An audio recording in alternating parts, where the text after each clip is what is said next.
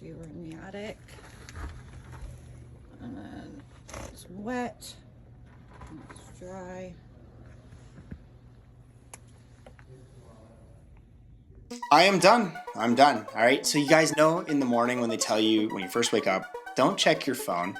Go do something first. Get 15 minutes of yoga in before you check your phone. What do? I check my phone, and it's my property managers texting me. And they never have great news in the morning. And this is regarding a 12-plex that I own. And when I went to do the original walkthrough of the 12-plex when I first bought it, I didn't overly check the roofs because it wasn't raining. And as a real estate investor, there's usually just two settings on a roof, leaking or not leaking. And that wasn't my main concern if the roof was leaking when I was first buying it. I was trying to get the deal. Sometimes you got to sacrifice some things. And since I have over 140 apartments at the moment, something's bound to happen at each one of them, probably daily, okay? And the property manager tells me that the roof is leaking, and she sent me some photos here. I'm going to put it up on the screen for you guys. And she got a video here actually. And as you can see, she went up here, and for some reason the water, which is supposed to be on the outside of the building, is coming into the inside of the building here. So that's not where it's supposed to be. And then she sent me a couple photos here. And it was raining pretty good. So anytime it's raining as a real estate investor, you're like, okay, which one of my properties is going to have a problem today? And here we go. And this is a fairly new property. We've only owned it for about a month, so things happen. You can see here, here's the exterior. This is a 12-plex, and it's a peaked roof. I kind of like my flat roofs. I know people hate flat roofs, but this one's peaked, and it's leaking. So it could be a little bit because of those trees there. It's possible. We're going to have to look at that. But that's the beauty. Once we got this under contract, we own it now. We can control it. We can make it better. And here's another photo. You can kind of see right by that vent there, a little bit of roof damage, possibly. It's kind of hard to see in the cell phone photos I got sent. But, now, what can we do right now? We can pretty much just tell my property manager, can we get a tarp up there during the rainstorm right now? That's all we're really going to do. No roofer is going to go over there and quickly roof the property while it's leaking, right? So maybe we can get a tarp on the problem area. Maybe that'll stop it. And, today it's a beautiful day. So we kind of bought today to figure it out. So what we can do right now is to call a lot of roofers, and hopefully they can just do a drive-by, take a look at the roof, and just kind of give us some quotes. And then my corporation will be able to determine, do we want to redo the entire roof, or do we want to just do that one section there? It's going to be up to us, right? And since we're buying these properties usually under market value or having ways to increase the value of the property, capital costs like roofs come up all the time. As a real estate agent, most people ask me two questions on every property, especially new buyers. They say, how old's the roof and how old's the furnace or boiler? And if we can fix this right now, this roof, we will have that brand new roof. So if we're ever trying to flip this property, we're able to then promote that we have a brand new roof to the next investor who will actually pay a lot more than the cost of fixing the roof. It's absolutely mind-boggling. And that's kind of why I got the deal in the first place, because I didn't really care about little things, doorknobs, roofs, whatever.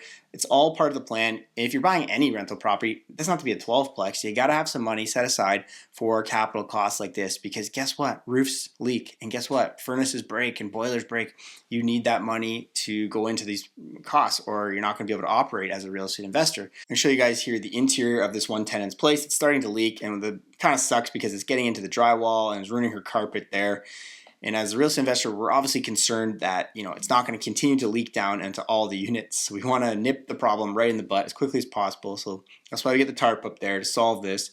And hopefully some of this drywall and this carpet can dry, and we'll see if we need to salvage anything there and fix this tenant's problems. Maybe it just evaporated, so we will figure that out.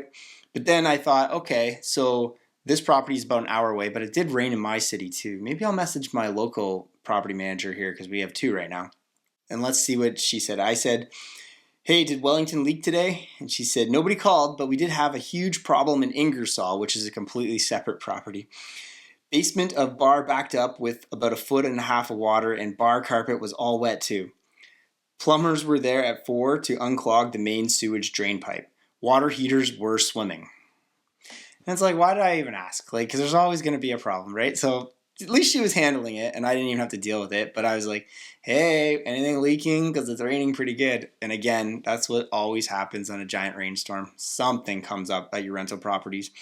So the water heaters were swimming, and she sent me photos. Okay, they're kind of bad cell phone photos, but you can kind of see here. You can see, she said it's better than it was before. I think the water was even higher. So we got the plumbers over there right now as well. You can see those hot water tanks are, yeah, they're swimming.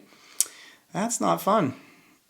And that's just the day in the life of a large multifamily real estate investor, and it is what it is. And again, these are just things, the capital costs, we'll have to fix this plumbing. And, if I'm trying to flip the building, I will tell people, plumbing updated, this is what happened. We fixed this, fixed roofs, fixed new boilers. So if anyone's going to go buy this property, the one thing that anybody wants to know, especially novice real estate investors, is peace of mind. Don't worry, it's all fixed. It's going to be perfect for you for the next 25 years. They will pay big money if you do that. So anytime I have capital costs, I don't really get too mad about it. It just is what it is. And yeah, every morning you kind of like check your phone and it's something else. There's always something. And maybe I'll do more videos like this, some of the problems we have, because I get them a lot. We've had break and enters and stuff, so I can put some of those videos on there. I was a little, hesitant about putting on pictures of people of potential crimes to see if they come after me, find me in the YouTube. But we have lots of cool stories like that. Maybe I'll write a memoir after we sell the entire portfolio and cash out and just hang out on YouTube. So if you guys are new to this channel, make sure you guys hit the like button, hit the subscribe button, hit the notification bell as well too. And as always, guys, stick around on the channel and watch a few more videos, and we'll see you guys in my next newer video. Bye.